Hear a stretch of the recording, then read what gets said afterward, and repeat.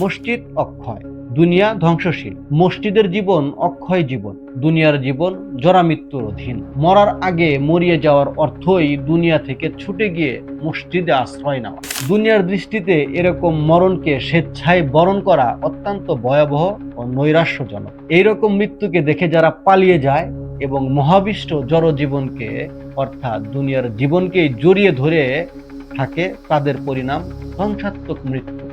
আর যারা জীবদ্দশায় মৃত্যুকে বরণ করে নিতে পেরেছে, এর পরিণামে তারা দেখতে পায় তারা শাশ্বত জীবনকেই আলিঙ্গন করছে।